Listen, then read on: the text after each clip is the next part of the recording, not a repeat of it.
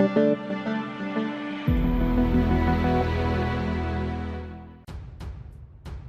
to hard reset Realme Narzo 20A.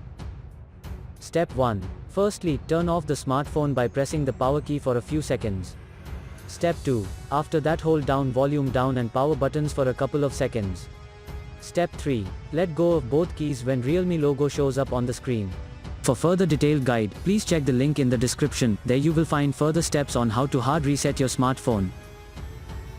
For further detailed guide, please check the link in the description. There you will find further steps on how to hard reset your smartphone. For further detailed guide, please check the link in the description. There you will find further steps on how to hard reset your smartphone.